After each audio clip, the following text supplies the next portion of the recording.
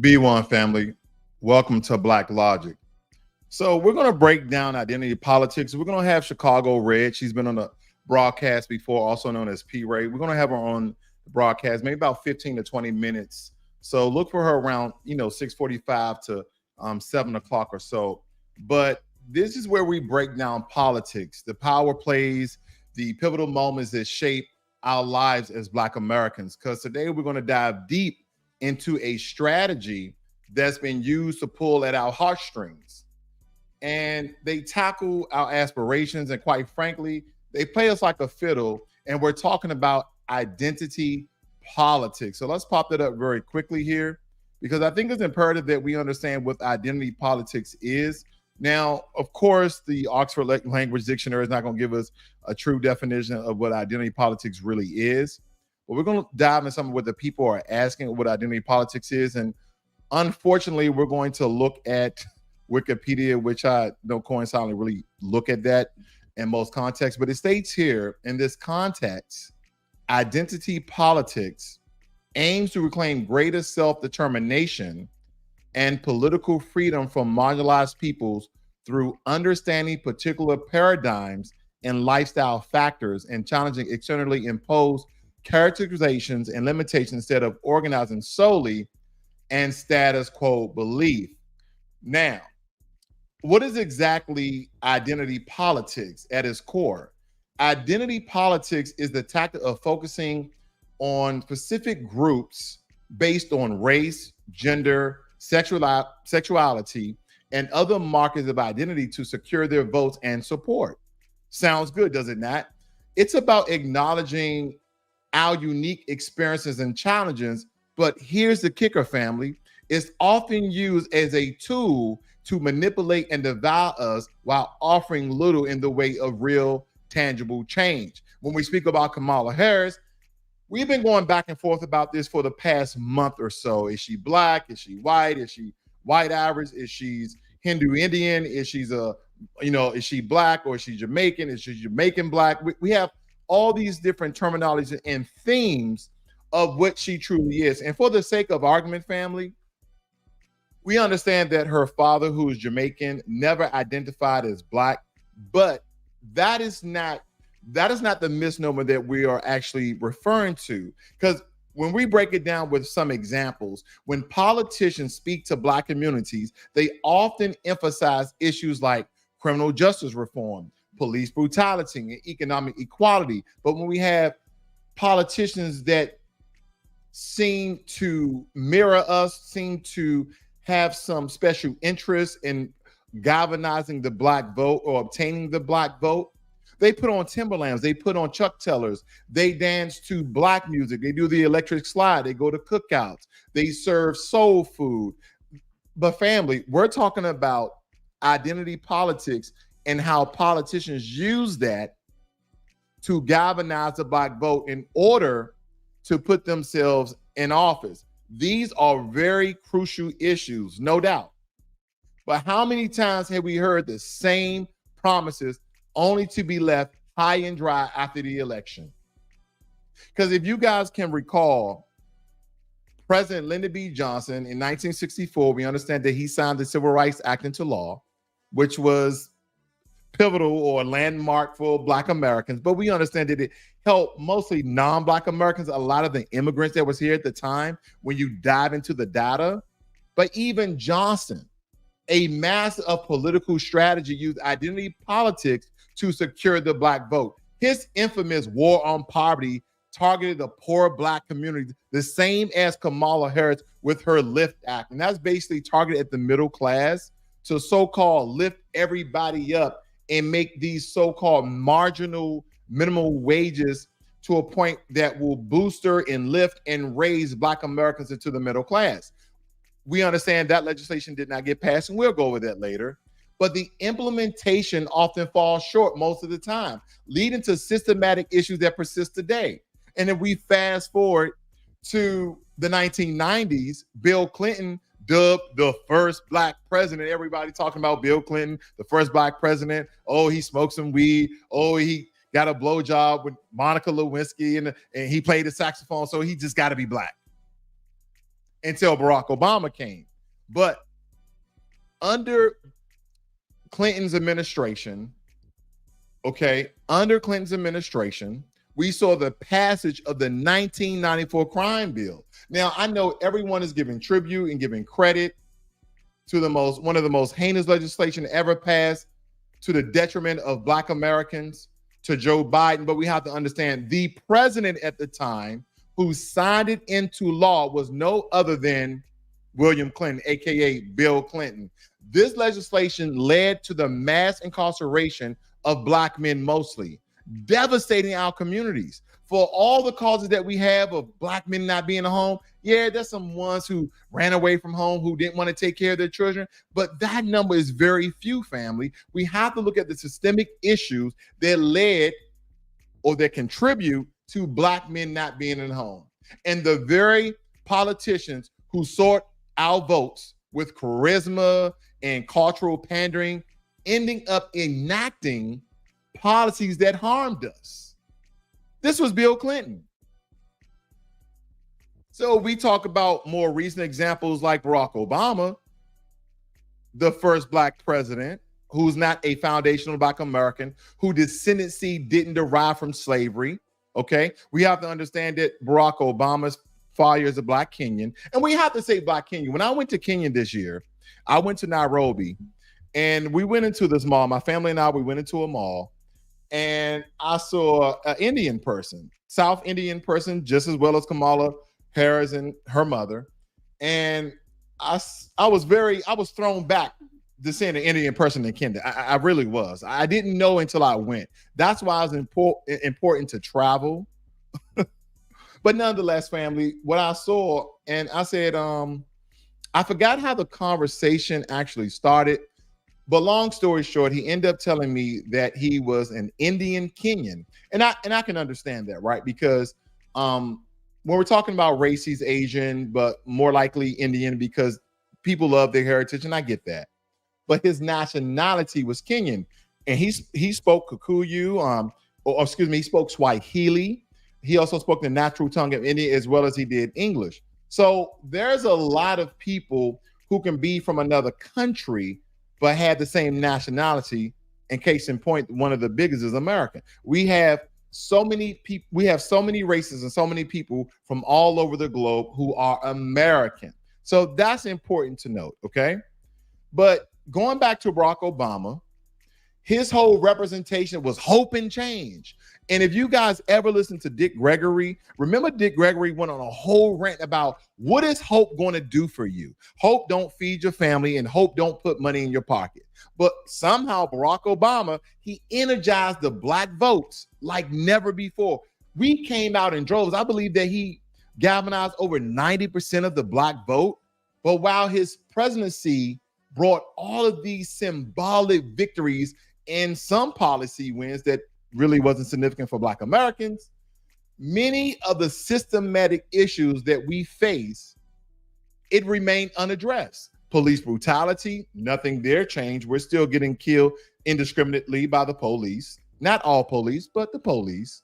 Okay. Economic disparities and a lack of access to quality education are still rampant. These things are still going on. Remember how during the 2020 election, good old Joe, he campaigned promised to address systematic racism and economic disparity, yet we're still waiting for substantial change. We have not received that with the George Floyd Justice and Policing Act. A piece of legislation aimed at police reform is still stalled in Congress. Nothing has changed. The promises made during the election have not materialized into the sweeping reforms needed to protect our lives. It has not. Whether you like it or not, you know, we have people on the Grandioso stage stating that there's no racism in America. All Black people may not experience, overt or even covert racism. That doesn't mean it doesn't exist.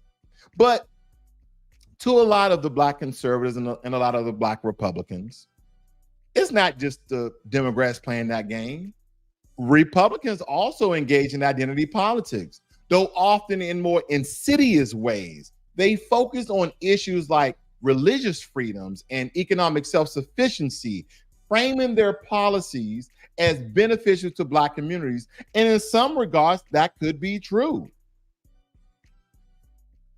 But all the while, pushing agendas, perpetuating inequality. Think about how they appeal to conservative Black voters with the promises of school vouchers and economic opportunity zones, yet fail to address the root cause of educational and economic disparities. Let's not forget the bipartisan failures. Juneteenth was declared a federal holiday. It was a symbolic gesture. If you really wanted to do something for Black people, why isn't Juneteenth just for Black Americans, descendants of slaves?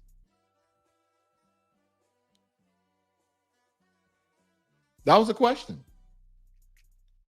Why isn't it just for Black Americans? And I know a lot of people are like, no, they're not going to do that. They're not going to just give out a holiday just for Black Americans. No. Because if we get into Kamala Harris, and we will, we're getting to some of her policies or legislations. And I think out of all the policies and legislations that she passed, I think only one got passed, family. And we have to really think about that. Yeah, we have to put her on spotlight because she's using her so-called Black card in order to win over the Black vote. She's using her sorority, the AKAs, to win over the Black card. She's using the Black sororities and fraternities, also known as the Divine Nine, to win over the Black vote. Today I saw a broadcast, it was pre-recorded, and they were talking about how the Divine Nine is on a mission to put Kamala Harris into office because AKAs, I believe they have 2.5 million, and how they're going to galvanize and get into the street and promote and really sell Kamala Harris to Black folk. Why do you have to do that? Why do you have to do that? Is she cosplaying as a Black American? Because we know she's not, right? And there's some discrepancy. I know Judge Joe Brown came out and he was talking about that she was never bused in school, that she never went to Berkeley, some sort of elementary school in California, but she mostly grew up in Canada. She was born in America, but she mostly grew up in Canada. So there's a lot there with Kamala Harris. And family, I even said on my Twitter, okay, allegedly Kamala Harris, okay, is 75% South Indian and 25% white Irish. I digress. I'm gonna leave that alone. You can go on Twitter and check that out for yourself. But we can't forget about these so-called bipartisan failures, because again, Juneteenth was a symbolic gesture that everybody received. But where is the legislative action on reparation? You guys remember HR 40, which proposed a commission to study and develop reparation, a study that was for Black Americans. And it has been languishing in Congress for decades with no significant movement. You know why, family? For one, it's just a study. Two, it has no tangibles. Identity politics can galvanize the Black vote, but it's often a hollow strategy that yields little real progress. We're left with feel-good moments. You know, Jim Clyburn with his fish fries, all these very symbolic victories. Oh, we have a Black woman in office and she's part of the Divine Nine and she grew up in Black America and she's from Compton or Inglewood or wherever she's from, Berkeley. I don't care, family. They're using identity politics to push Kamala forward in order for you just to vote blue no matter who. But when we look at the structural change, our needs are left untouched. So what can we do? We need to hold these politicians accountable. We need to demand more than just lip service and symbolic gestures. We need comprehensive policies that address the root cause of our struggles, And one of the most major things is economic inequality. Because is there really any legislation that can truly address systematic racism? The only thing that can truly address systematic racism is punishment, is imprisonment, is jail. For those who just indiscriminately, whether they're wearing a badge or not, when you harm a Black person, just as well Kamala Harris and Joe Biden passed the Asian anti-hate crime bill that was specifically for Asian Americans, they can do the same for Black Americans as well. We need to push for concrete actions that will definitely push our struggles and our issues to the forefront so we can get designated and target legislation. It's time that we recognize that identity politics, for what it is just a tool that can be wielded for our benefit, given the right person. But this won't happen only if we remain vigilant and demand real lasting change. And we have not done that. Let's not be swayed by these empty promises and charismatic speeches that people get on stage. That's the problem that we're dealing with today, family. That is the issues that we continue to deal with each and every day. Because you know what we have mostly of? We have people, non-Black Americans who cosplay, who cosplay as Black Americans. And I know the word cosplay is mostly addressed to people who dress up in costume and go to Comic-Con and all these things. But we also use in the Black empowerment space to understand those people like a Rachel Dolezal, who pretended for decades that she was a Black woman. For decades, this white woman stated that she was Black. Listen in. Oh, I mean, everybody wants to know your hair. How do you do your hair? Is it a perm? Is it a weave? Everybody's asking. This right here? This right here today. Just gonna out me like that. Okay. But everybody wants to know, Rachel. Like, is it mixed chicks? Is it, Miss Jessie's? The interviewer said, is it Miss Chicks? Like she's mixed. Or can you tell us? Oh my God.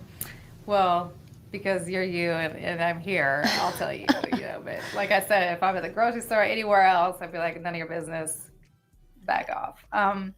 But yeah, so this is a weave, and I do it myself. And yeah, because you do hair. Yeah.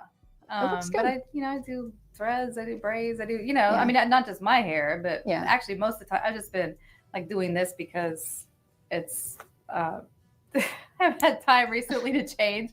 For about a couple of months, it's like usually when it hits summer, I go back to my locks. Hey, NBC News fans, thanks for. All right, now that was your girl Rachel Dolezal. We understand for a long time, family. She was pretending to be a Black American. Okay, and it states here. This is from NBC News. It states that a former NAACP leader in Washington State who was exposed for pretending to be Black in 2015 is now making headlines for a different controversy. Rachel Dolezal, who legally changed her name to, and I'm gonna butcher it, you know how I am. I'm just gonna skip it. In 2016, she was fired from the Catalina Foothills Unified School District in Arizona over her OnlyFans account. So when she couldn't cosplay, when she couldn't benefit for no longer being Black, because don't forget, she was the president, or she was the leader in the NAACP in Washington State until she found out that, they found out that she wasn't Black, even though the NAACP wasn't really started by Black people. But that's neither here nor there, because what does the NAACP do for Black people today? I'll wait. Okay, but it says her account had also made headlines in 2022 when leaked photos of her posing in lingerie circulated online. That was Rachel Dolezal. And I want you guys, this is actually from Kamala Harris YouTube page. I want you guys to listen in and look at the depictions and the imagery that she shows of her childhood. And the one thing you're going to notice is that we've seen pictures when she was a child, when she was a baby with her father, but she doesn't show it here 3 years ago. Okay, she doesn't really show it here on her YouTube channel. I wonder why. I'm just asking for a friend. Fair use, fair use, fair use. You see a lot when you're the firstborn. I saw my mother and how she worked hard, and she was full of pride and would never want anyone to ever pity her. She never complained about anything. But I also knew how she suffered. I knew how she stayed up late at night trying to figure things out. She was a brown woman with an accent. I remember going into, a store and us being followed. I remember how people would look at my mother and make certain assumptions about her intelligence or her capacity or her right to belong. As the eldest child, you see this. My mother was very well aware that she was raising 2 Black girls to be 2 Black women. And she did that instilling in us pride in our culture and cultures, always knowing that we would face all kinds of obstacles, but she never let us believe that anything could get in the way of our dreams or pursuits. My sister Maya is 2.5 years younger than me. So at the age of 2.5, I was told, look after your sister. And it is something that is very much a part of just who I am, which is that look after those who need your support or need your help. And that has been what has motivated me to do the work I've done, to look after and protect people. Now, I guess the point that I'm getting here, family, is that even in her book, she stated the very same thing about her mother, who is from India, South India, raised her and her sister as 2 Black girls. Can anyone please tell me, how can you do that? First of all, her mother was an immigrant who came over here and went to college and met her father. But I'm still trying to figure out, how did your South Indian mother raise you as 2 Black girls? Can anyone answer that for me? I see my good brother Jermaine Anderson, Devin Haley, and DSB, my warrior brother. I'm really trying to find out here, family, how in the hell did her South Indian mother raise them to be 2 Black girls in California, and on contrary, really raised in Canada?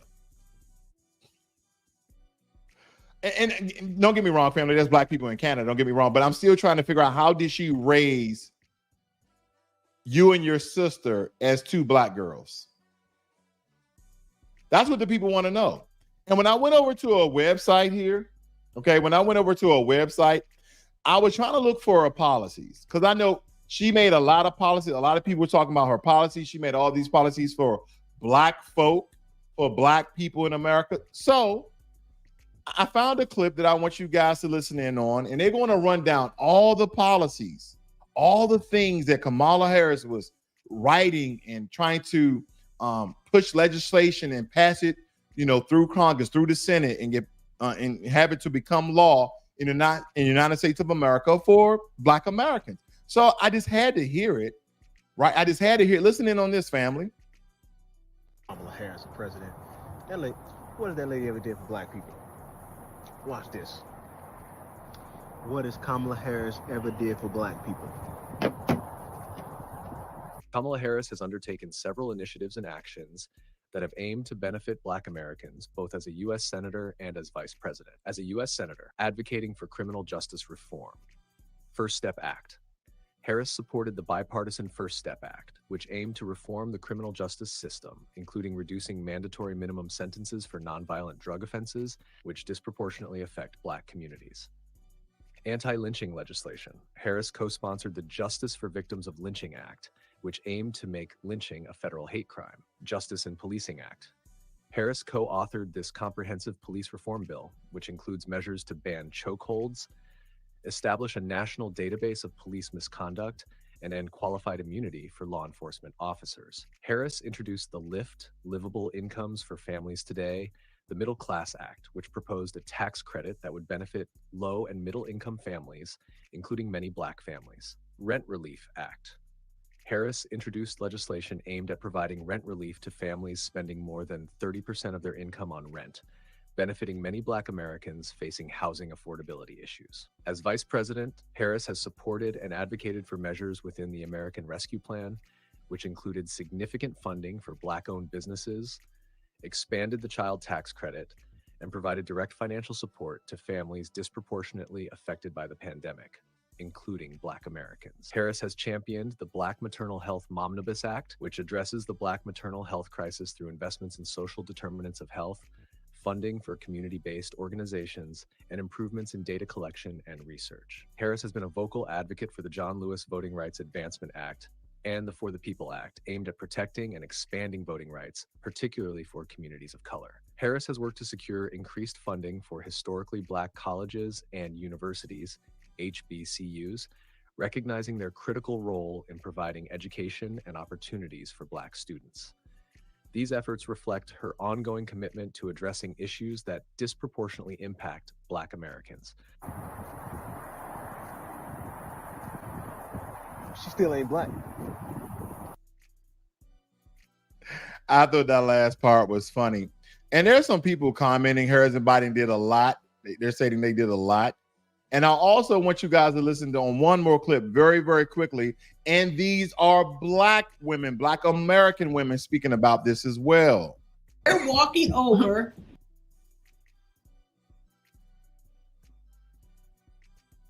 and walking past Black.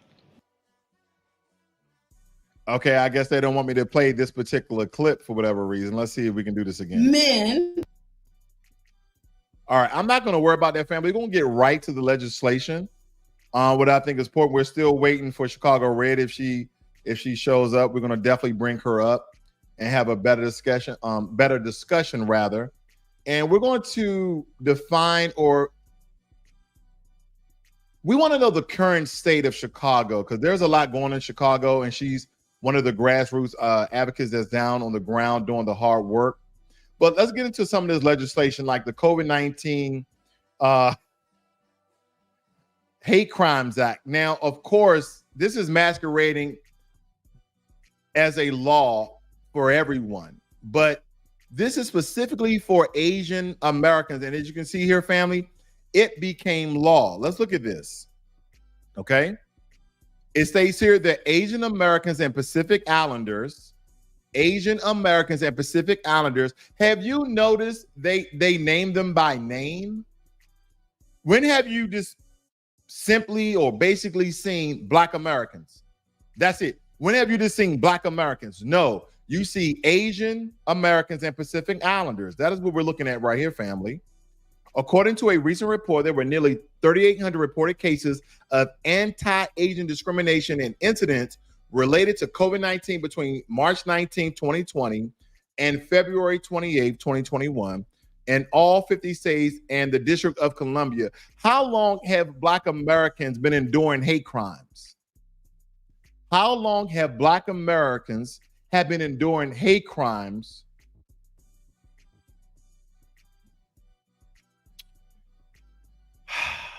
During this time frame, race has been cited as a primary reason for discrimination. Race has been cited as a primary reason for discrimination, making up over 90% of the incidents, and the United States condemns and denounces any and all anti-Asian and Pacific Islander sentiment in any form. Roughly 36% of these incidents took place at a business, and more than 2 million Asian American businesses have contributed to the diverse fabric of American life. More than 1.9 million Asian Americans and Pacific Islander older adults, particularly those older adults who are recent immigrants or have limited English proficiency, may face even greater challenges in dealing with COVID-19 pandemic, including discrimination, economic insecurity, and language isolation. Why is this very significant that we look at legislation on these terms? Because we have not the same experience. We have not been afforded the same legislation, have we not? Now, if you guys recall, in the video, they were talking about the First Step Act. And we have to understand that that piece of legislation, what it does, it aims to reform the criminal justice system, particularly by reducing mandatory minimum sentence for non-violent drug offenses. Now, we understand that this sounds good on paper, but if we break it down, yes, Black Americans are disproportionately affected by harsh sentencing laws. We know that. We get the longer sentences for the same crime as other people. The First Step Act doesn't exclusively target Black people. It does not. In fact, it benefits all racial groups who are incarcerated for non-violent drug offenses. It's more of a broad stroke than a targeted solution. So again, the First Step Act, you can throw that in the trash. Let's move on. Justice for victims of lynching, okay? And we know that this hasn't become law. It simply passed the Senate. It has not passed Congress. It has not been signed into law, okay? And we can briefly look at this, family. There's really no teeth. You're going to see, African Americans in here. They always like to put our name, African Americans, Black women, Black men, et cetera, et cetera, et cetera. They're going to give all the disparities, all the issues that we've been through, all the segregation, discrimination, all the torture. They're going to name it all. They're going to just point these things out, family. They're really going to do that. And let's just summarize this very quickly. Stay with me here. Stay with me. It states here in the summary, this bill specifies that an offense involving lynching is a criminal civil rights violation. A violator is subject to criminal penalties, a prison term, a fine, and or both. And Harris, she co-sponsored this bill to make lynching a federal hate crime. Lynching a federal hate crime. Oh my gosh. And we understand that this is long overdue, no doubt. There's no issues with that. But here's the thing. Lynching isn't a common crime today. This act is once again symbolic, which is important to historical recognition. And some of our Black brothers and sisters in the last 5 years, they have been found hung, but they have never found the perpetrator. They have always been ruled as a suicide. So again, this bill is symbolic. It doesn't directly address the current and persuasive forms of systematic racism and violence that we face daily. It does not. Let's move on. Is this the, let me see if I didn't duplicate this. The Emmett Till Anti-Lynching Act. The Emmett Till Anti-Lynching Act. Let's look at this one. Now we understand that this became law. Okay. So let's read a little bit of this. It says lynching, whoever conspires to commit any offense under those particular paragraphs shall, if death or serious bodily injury results from the offense, be imprisoned for not more than 30 years, fined in accordance with this title or both. It goes on to state, whoever conspires to commit any offense under those paragraphs shall, in death or serious bodily injury results from the offense, or if the offense includes kidnapping or an attempt to kidnap, aggravated sexual abuse, or an attempt to commit aggravated sexual abuse or any attempt to kill, by imprisoned for more than 30 years. So again, what does that do for Black people specifically? There's no teeth to this, family. And then again, I like to summarize this thing. Let's go here. Because it became law. There's nothing specifically that targets the Black community. That is where we have to start falling for the trick bag, because if you notice, they named the Asian Americans by name. They named the Asian Americans by name. They did not name us by name, family. And you will have all these legislations that point out Black women. Again, this is I want to make sure I get the name right, the Maternal Care Act. This is the Maternal Care Act, family. And it's going to point out all the disparities of Black women and what they go through with maternal care. And there's one part I want to point out right here. Black women was approximately 5.1 times higher than that of white women in 2004. Almost a decade later, in 2013, the pregnancy-related mortality rates for Black women and white women were 24.3 and 24.2 respectively. Deaths per 100,000 live births respectively. Program has been credited with the convergence in pregnancy-related mortality rates because the program partners each high-risk pregnant and postpartum women that is covered under Medicaid with a pregnancy care manager. We have to understand that now that is legislation that is for everybody. That legislation is for everybody. Okay? So we see P. Ray has just jumped inside the room. We're going to bring our sister up. Nice to see you, P. Ray. How you doing, sis? Good. Nice to see you. I didn't know you were going to bring me on so quickly, but thank you for having me. I was still trying to get my little tripod set. If you will, can you introduce yourself to the people? Sure. I am P. Ray, the chair of Chicago Red, the founder of Chicago Red, and the hostess of Black Excellence Hour here in Chicago. I'm so happy to see you once again, sis. I know we had a great conversation last time. Thank you. You was on the broadcast. So let's dive right in, because we have to understand that Chicago is facing a multitude of challenges right now. Can you give us an overview of the current state of the city, especially in those terms of the illegal immigrant crisis? Yes. So the city of Chicago, the citizens of Chicago, we are completely fed up with this illegal immigration situation. Even those who were saying that we're a welcoming city and we want them and we can accommodate them, that's no longer the conversation. Our mayor has actually switched his tune from saying that we would accept, I think he said 200,000, to saying now Chicago's full, don't send anymore. And so what it has done is actually shifted the electorate, because now people can see, as I've been saying, I tell people all the time, I don't lie.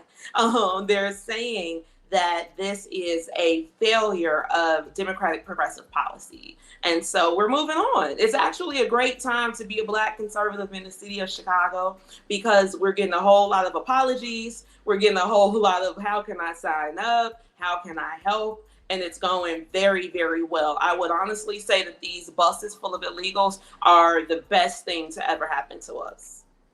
Wow. Now, what are some of the, what kind of strains that we're talking about? And why do you believe that a lot of the buses of illegal immigrants has been the best thing that's happened to Chicago? Because initially, when we were saying that we wanted to get rid of the sanctuary city ordinance, people couched that as a form of xenophobia, and we weren't being humane, and but now time for virtual signaling is over. The buses have directly put this issue in everybody's face. They actually said that we're going to get 25,000 more illegals within the next 2 weeks. So we're already dealing with them. They're going to be back in front of the police stations. They're outside begging with their children. They're committing crimes. Last night was Lollapalooza, and groups of illegals went through the crowd and just were robbing people. So it is affecting everyone. I'm sorry? In Chicago, they were robbing people in Chicago. Because when you go to Lollapalooza, you can't take your gun, you can't take your taser, you can't take your mace. So when you come out of the venue, you're just completely naked with your phone. And so they took advantage of that and robbed lots of our people last night. So again, this is starting to affect people of every socioeconomic class, which is rapidly turning our city red. We have even the most leftist blue people who are saying, you know what? My property taxes went up 70%. I can't do this anymore. I'm going to just pinch my nose and vote for Trump. Are the illegal immigrants, are they contributing to the current crime rate in Chicago? Yes, absolutely. Have they always been contributing to the current crime rate? Yes, they are. They have guns, they have drugs, they have cars, they're forming gangs, they're breaking in people's homes, they're raping women. One woman got raped in broad daylight at the University of Illinois, Chicago train stop on the Blue Line. They raped her on the sidewalk. Okay, so this is not a game anymore. This is not the, oh my God, the right is they're just being mean people. No, this is our health, safety, and security.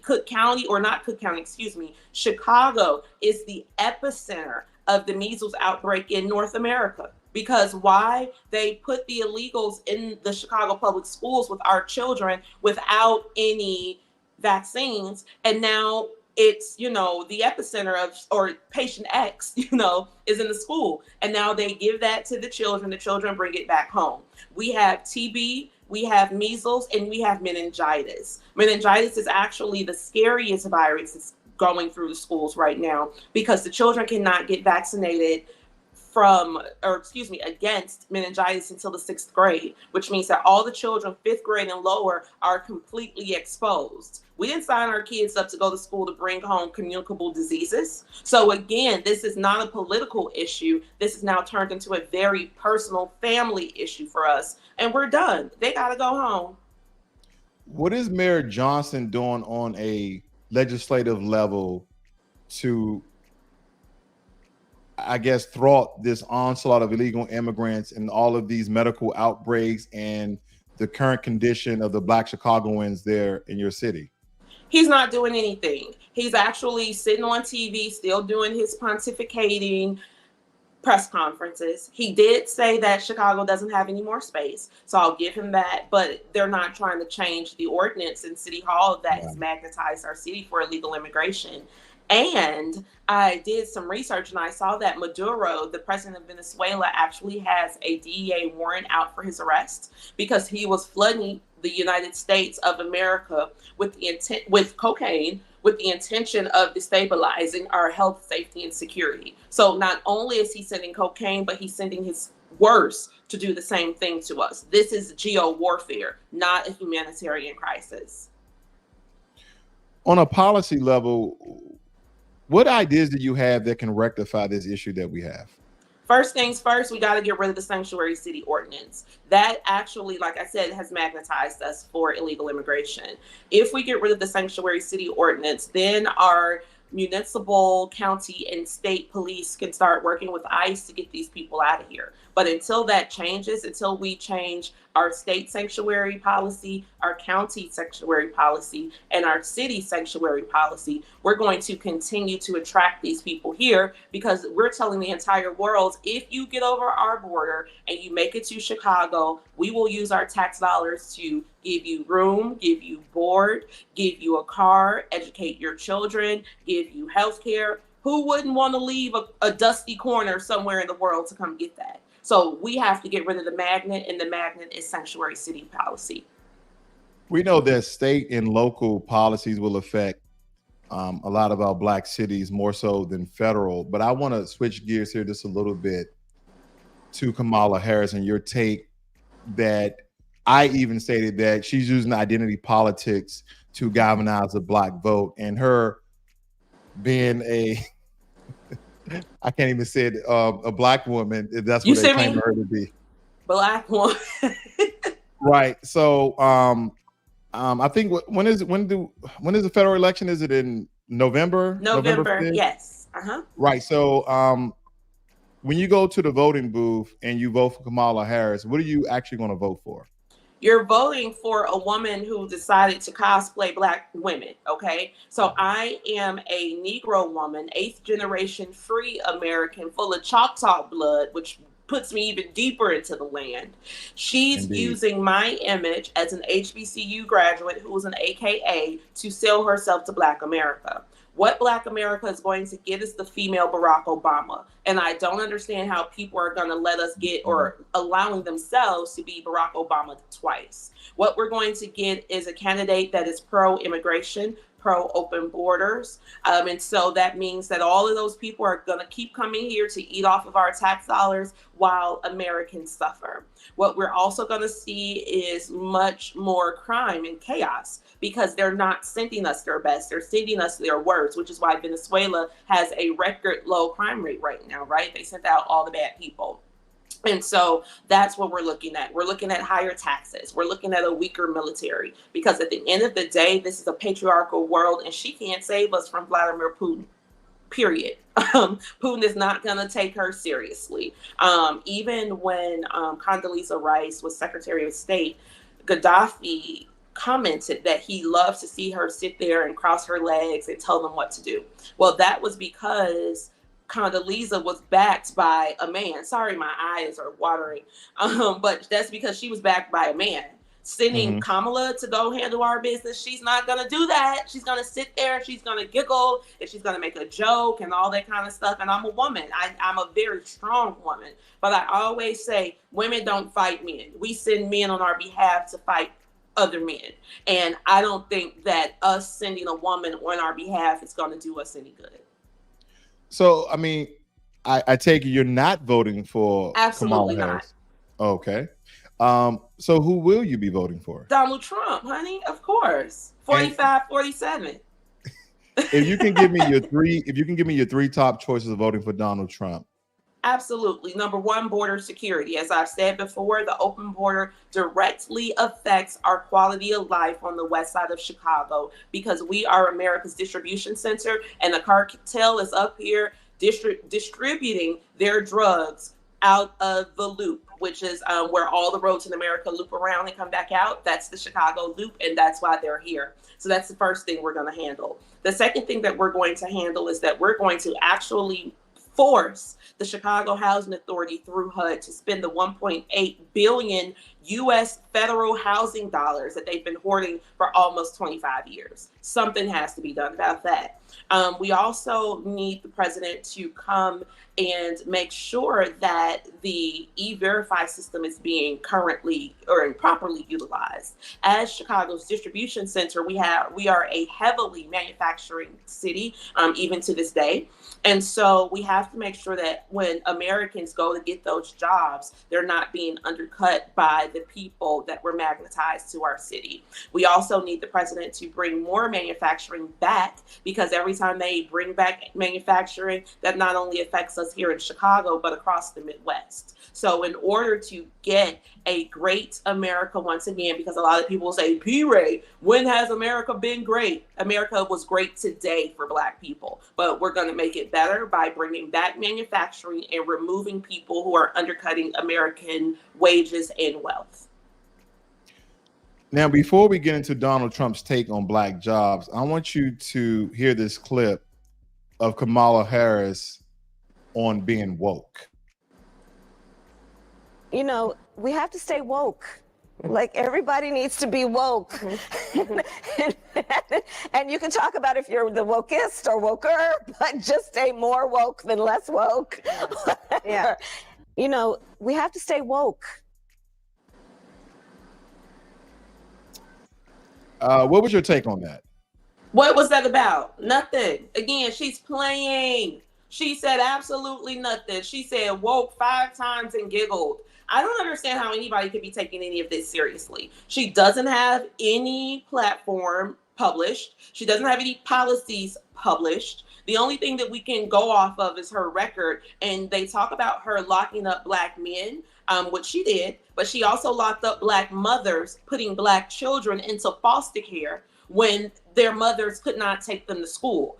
As a mother, I can tell you, every day we want them to go to school, okay? If nothing else, to give us a break. So those mothers who were not taking their children to school were having personal issues. This happened during the housing crisis, where we know lots of our people were losing their homes. They were moving around, living in vans, you name it. So taking your child to school when you're trying to figure out how to feed them and put a roof over their head because of a crisis that was created by the Democratic Party is insulting. She does not like Black families at all. And I don't have to say what my girl Michaela said and talk under her clothes. I can just talk about the mothers who had to go to prison, get out of prison, and then fight the California Department of Family Services, whatever they're calling it, to get their children back. Do you know how hard it is to get your kids back from the system? You know, she's not talking about that. It's very, very hard. Women, it takes on average 5 to 6 years to get your child out of the system. And so, it's really hard because they make you go through all these loops. You got to do drug testing. You got to show that you are stable. You got a job. You got to fight the adoptive mama. You got to fight the foster parents. It's just a hot mess. And she put thousands of families into that situation.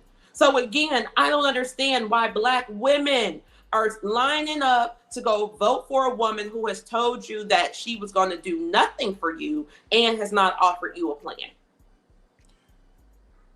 What do you believe that Donald Trump meant when he was stating Black jobs? He's meant that a Black job is any job that Black people work. Now, I do believe that he was talking about specifically the manufacturing jobs that I mentioned, because again, this wall right here, was bought in 1972 by my grandparents with factory jobs, bricklaying jobs in the city of Chicago. We know typically the low-skilled manufacturing jobs are worked by Black men. And so, like I said before, when we have them coming up here, undercutting the wages and pushing Black men out of those positions in order to pay people who are not entitled to benefits, no FICA, no Social Security, no any of that, then yes, they are taking Black jobs. Conversely, any job that a Black person has is a Black job. So now if you go on Indeed.com and you look at the job descriptions and the requirements, they're all asking for bilingual preferred.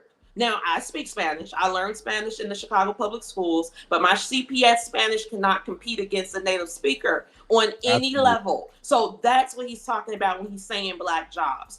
Or one person said, a Black job is a job where you don't have to code switch. You know what I'm saying? So it's a plethora of ways to describe it. But I know that I live in America's largest Black community, which is the Austin neighborhood here on the west side of Chicago. And at McDonald's, everybody there is Hispanic. And then they have an Afro-Hispanic girl at the window. So when you see her, she's a chocolate girl with curly puff on her head. But then when she opens her mouth,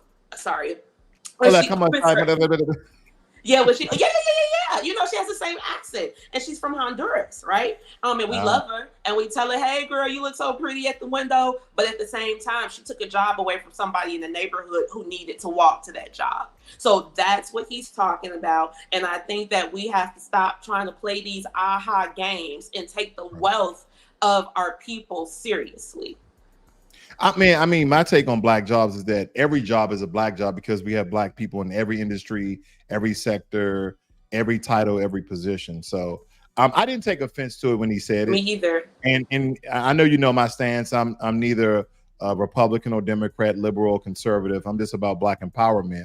Mm-hmm. So leading into, how do you believe that Donald Trump will galvanize a larger percent of the Black vote? Because right now they're kind of already queening Kamala Harris as the new president because she's, she had the Divine Nine behind her. She had the I'm Divine Nine. That's me. Right. That's literally me. Okay? You're AKA, correct? The Gamma Theta chapter of Alpha Kappa Alpha Sorority Incorporated, Spring 07. I've been in the organization for 17 years. And so I can tell you, these are the people that they're showing to the world. 40,000 Black women only represent 0.08% of the Black female population in this country. They're not indicative of our voting practices. They're not indicative of what we're thinking. Again, this woman doesn't have a platform. So what is everybody lining up to do? Oh, get social credit. This gives people the opportunity once again to cosplay their favorite D9 organization like they did before with Chucks and Pearls. The organization had to send out a notice to the public saying, hey, stop wearing our letters, okay? You're not an AKA.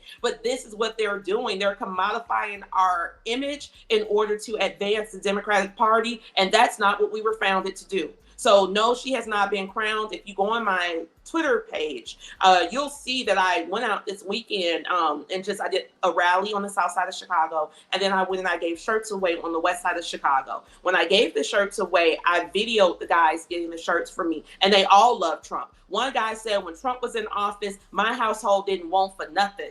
Okay, I sent that to the campaign. I say, I don't know if y'all could use this because, it's a lot of cussing, but cut up what you can because this is raw from the streets of Chicago. And as I'm giving the shirts away to the guys, this older lady walks up. She's like in her 60s or maybe 50s, 60s, but an older woman.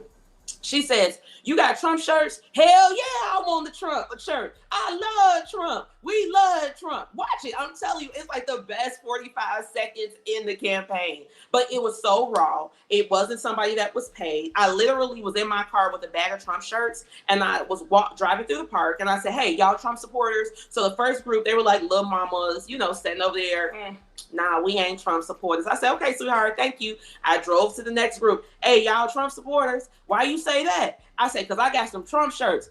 Yo, she giving away Trump shirts. Come on. They were so happy to get those shirts that I even had on a Trump pen. And the boy asked me for the pen off my shirt. I say, yeah, you can have the pen too. So we know that there is a huge amount of momentum behind Trump, but the media is not going to show that because the people who are supporting him do not represent this glitterati image of what they're trying to push as the voice of Black people. So I understand you're there on the streets, and from what you take, is Chicago split between Kamala Harris and Trump, or do you see, if you can give a percentage of Chicago from your perspective, where would you say the percentage of Black Americans voting for Trump versus Kamala? 30-70, 30 Kamala, 70 Trump. Because again, these illegals have pissed us off. Like the man said, his house didn't want for nothing when Trump was in office. We got the little, I call them the little kids, even though they're adults, but the people who were born in the late 90s, early 2000s, they say, we want a stimmy. Even Sexy Red said that she was supporting Trump because of the stimulus checks, right? So we have, you know, they have, everybody has their reference point, but the collective reference point is the illegals. I'm gonna give you another example. I have a friend who works as a security guard at a local grammar school here. And he said that they had a bunch of illegals who came into the school. And so the illegals obviously don't speak English, and this is a school in the Black neighborhood, so no one speaks Spanish. And so one of the boys got into it with one of the illegals, and you know, they made them apologize. And the boy walked up to the Black boy walked up to the Hispanic boy and said, "Cómo estás?" That was his way of saying thank you, because that's the only thing he knows how to say in Spanish is "Cómo estás," right? So now they're saying that they have to take money away from the local children in order to invest in more resources and teachers for the illegals. And we're looking at a Black literacy rate of 8%. So that's why people are going away. It's not that we're anti-Venezuela. It's not about those people. It's about what we're losing as Chicagoans because they're here. And I think that's the story that they need to tell. But this whole everybody's on board with Kamala and we're happy and we're no. Because another thing that people are saying is we ain't voting for that Indian lady. It's like if you're not for illegal immigration, then you're being discriminatory against people over here, which is not the case. And I totally understand that. Now, from our last interview, I got a lot of pushback because they stated that I didn't ask you any difficult questions. Give them to me. No, it's not that it's a difficult question. It's just a stance. If Kamala Harris or Donald Trump is not going to do anything specifically for the Black community, why are you voting for Donald Trump? So Donald Trump is actually going to roll out the Platinum Plan. I don't know why it wasn't rolled out in Atlanta. I hope that when they come to Chicago, they roll it out here. But the Platinum Plan is coming back. We have evidence of the Trump campaign, the Trump administration having plans specifically for Negro people. Why is everybody forgetting that? Kamala has already said on tape that she has absolutely nothing for us. She's not going to do anything specifically for us. So if she's already said that, why are they even considering her? She doesn't have anything like the Platinum Plan. She's never even thought about anything like the Platinum Plan because her goal is not to advance the Negro. It is to advance the immigrants. Every time they talk about immigration, they're saying not you Negroes because we are non-immigrants. You see what I'm saying? So not just Kamala, but any candidate that comes before Black people and talks about immigration is telling us that they don't care about us, because Frederick Douglass was talking about immigration in 1840.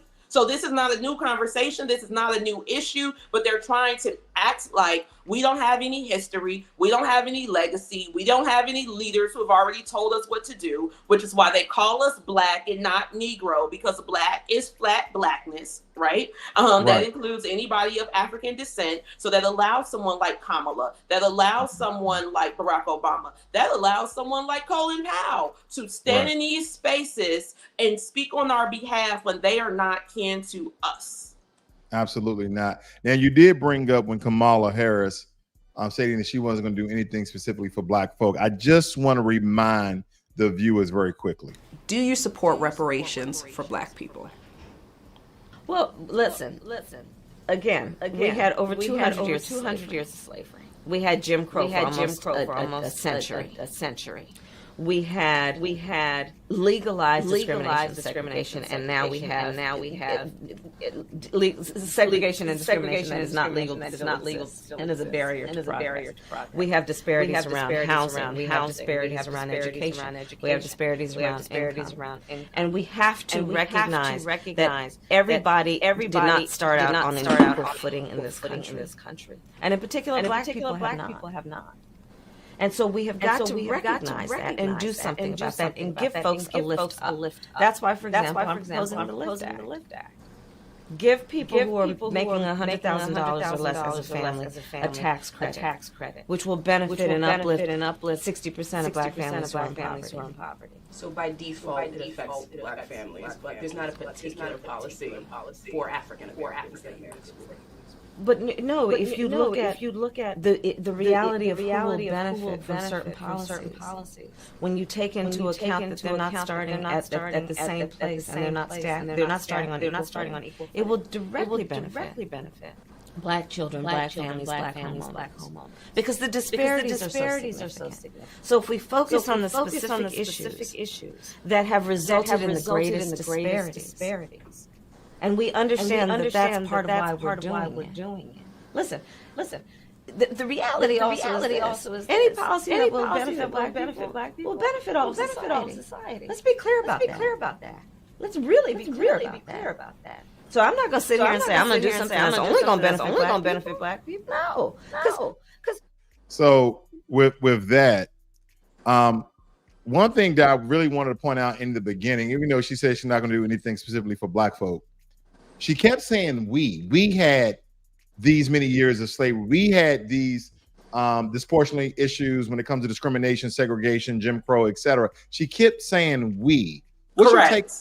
Yeah, what's your take on that? There is no we. That's the whole thing about it. She is cosplaying and imposing herself on us. There's no we. Her parents got here in the 60s when all of the drama was over, all of the dogs were put up, all of the fire hoses were put away. The Congressional Act was already passed, which allowed them to come into the country. Okay? There is no we. And black people, we got to start saying that. You are not kin to us.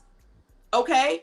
Because what happens is these people, foreign black people, come into the country and they stand in spaces that were meant for us. They take advantage of opportunities that were meant for us, such as DEI and affirmative action. And then we benefit the least from everything that they're doing. Absolutely. She's being insulting, and we must start telling her there is no we. I'm tired of her talking about greens and cornbread. She should be talking about oxtails, rice, and peas. Okay? That's her black story. Not that one. And why isn't she big upping the Jamaican people? Want to know why? Because her daddy called her a disgrace to the Jamaicans and told her to keep them out of their mess. And that's when she started doing this whole Negro act. Honey, you are from the yard.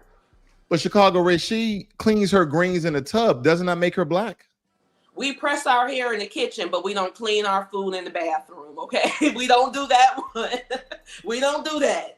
What is your take on how they treated Donald Trump at the NABJ? So I was there. Sitting in the front row. Oh, you were there? Oh, absolutely. Yes. Okay. You know, if my Donnie comes to my city, I'm going to clap for him. You're Donnie, huh? Yeah, I call him my Donnie. So I understand. I heard that they were coming, and I reached out to some people at the campaign, and I said, hey, can I come? They said, well, P. Ray, we don't know if you can come because this is a credentialed event, and we're not giving out the credentials. And our security has increased after the president's incident. And so, you know, we don't know how that's going to work. I said, okay, cool. They said, but you can come down to the hotel and we'll have coffee with you. So I'm like, all right. So I, put on my little dress. I go downtown expecting to have coffee. I text them. I tell them I'm here. They said, well, come on in. Hurry up. We got you a spot. So I'm like, oh my God. And so I grab my sparkly MAGA cap and I run down to the hotel. When I walked into the hotel, they were giving me a very hard time because I got on a glittery MAGA hat, even though I was walking with campaign officials. And that's a whole other story for another time. But that let me already know that they were not doing this with the right type of energy. Okay. And so I get in there. I'm sorry. with not the right type of intentions. Correct. Right. And so once the president, Roland Martin is actually the villain of this story because Roland was already upset that they didn't choose him to be one of the panelists. Then, before it started, he came in and he was trying to taint the environment. Whoa. Let's take a step back. You're saying Roly-Poly Martin was there. Yes. And he was upset they didn't put him on the stage so he can be seen. Correct. Okay, so it gets started. So I'm sitting on the right side because it's like a forum. So they got the right, the middle, the left. He's sitting on the left. I'm sitting on the right. Roland was acting such a fool. He screamed in the audience, "You're not telling the truth. You're not liar." And then he's throwing all these hand signals and foot signals and stuff to Rachel on the stage. So it caught me in my peripheral view, and I turned and I'm like, what is Roland doing all of this for? So I pulled out my camera and I started taking pictures of him. And then I posted those pictures on Twitter and I said, Roland is here instigating this situation.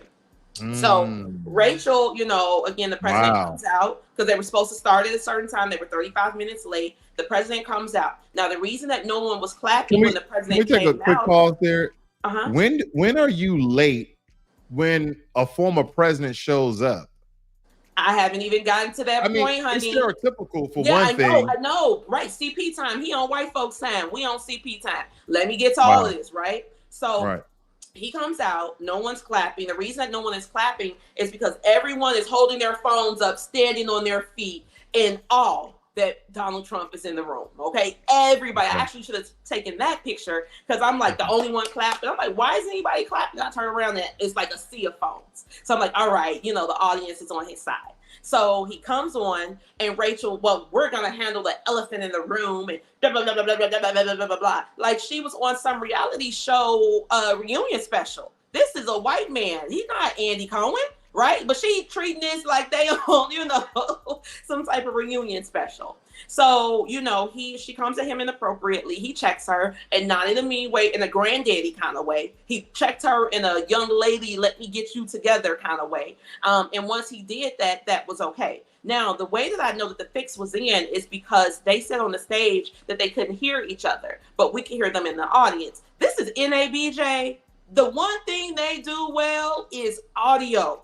We know that as, podcasters. So why weren't their mics together? And then the way that they had it set up, it was Rachel, it was the international journalist, and then there was Harris on the end. So they put the journalist that would have been most gracious to him the furthest away from him, and then made sure that everybody's mics didn't work. So the fix was in from the beginning. They were talking about January 6th. Black folks on the west side of Chicago don't care about no January 6th. They're talking about J.D. Vance and his former comments. We don't want to hear that. We want to hear about the literacy rate. We want to hear what you got for Black people. We want to hear about the bag. You understand? Like, that's what everybody came into this venue to hear. And then they were doing all of that talking. We're boycotting. We're not going. Every seat in that room had a booty in it, okay? Everybody came because they wanted to hear what he said. And this would have been a great opportunity for Black people to have a direct conversation with the upcoming president. But instead, they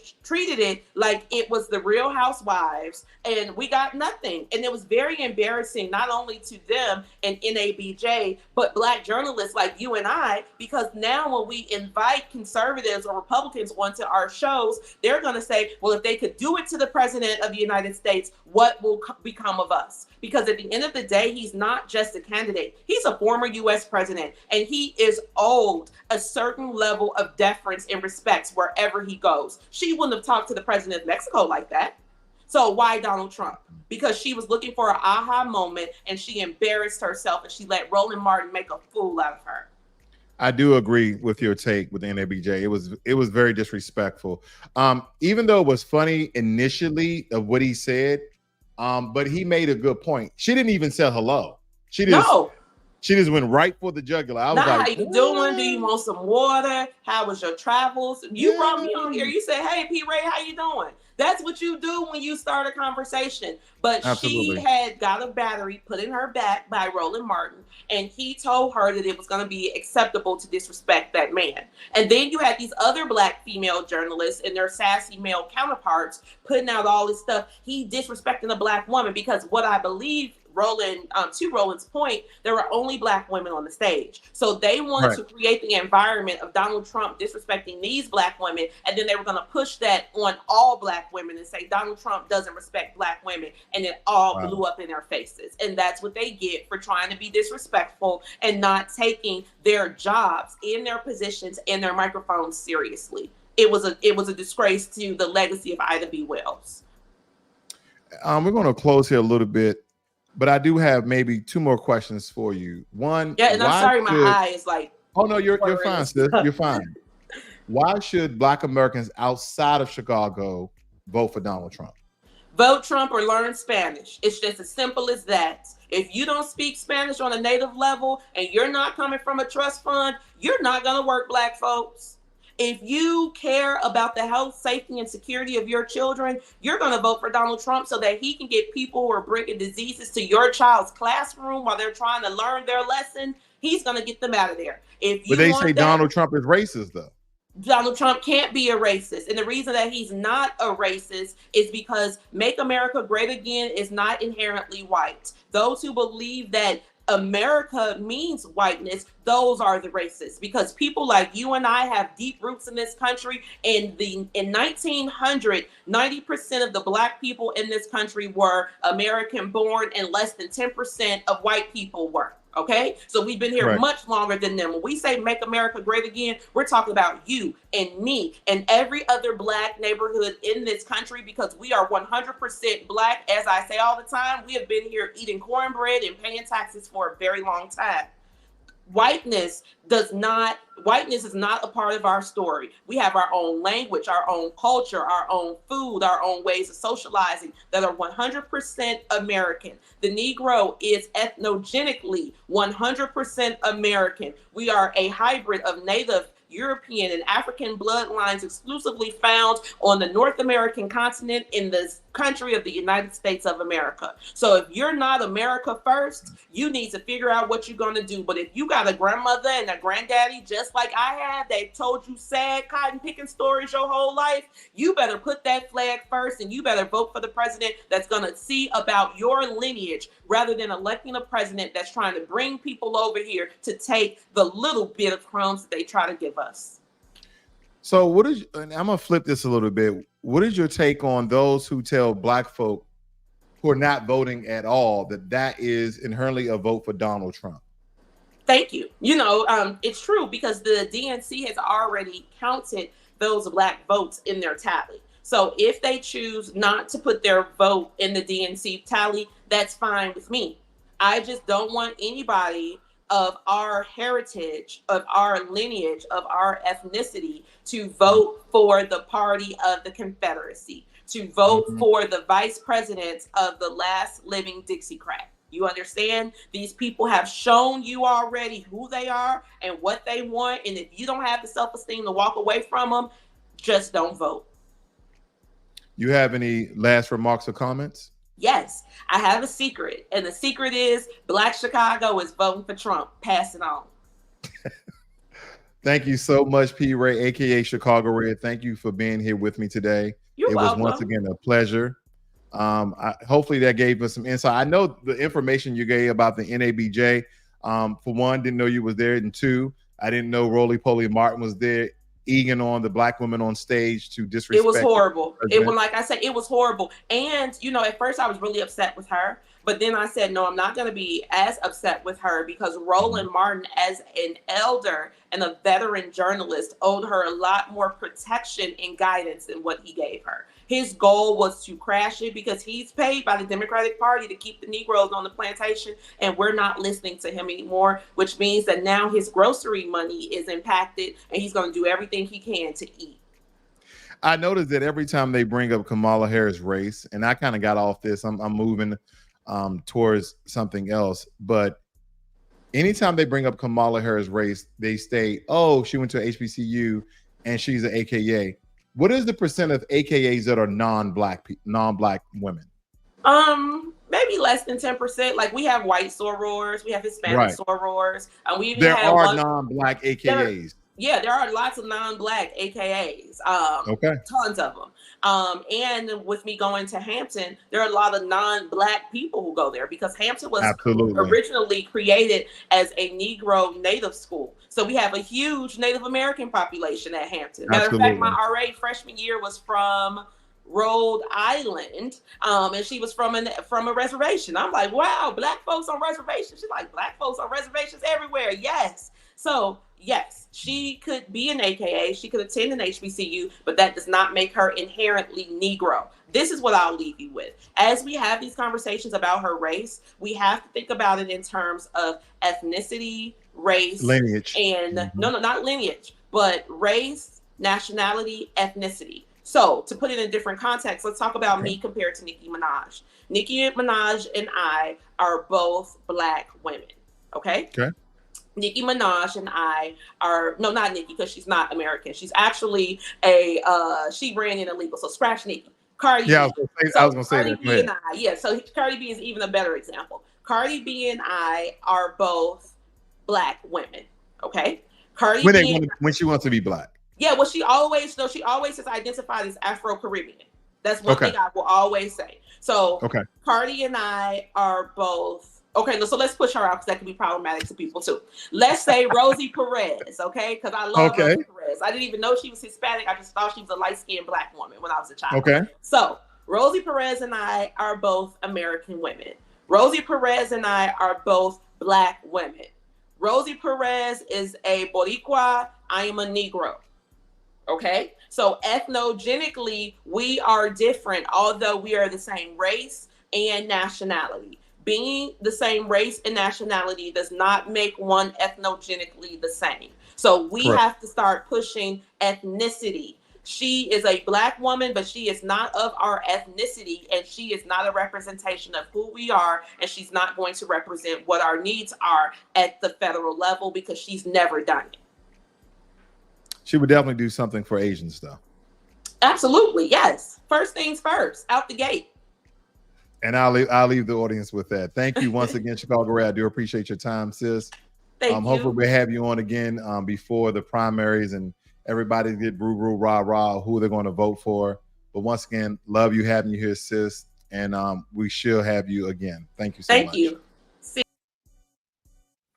All right, everyone. That was P. Ray, aka Chicago Red. She's one of the grassroots advocates down there in Chicago, putting in the work for Chicago and for the betterment of her city. We understand that Chicago has been overran by illegal immigrants, and she and others like her are doing everything they can to eradicate that problem. It's nothing against the people, but the problem is illegal immigration in a sense, and other issues when it comes to disparities in the Black community around the U.S. I thank you all for joining me here this evening. Be one.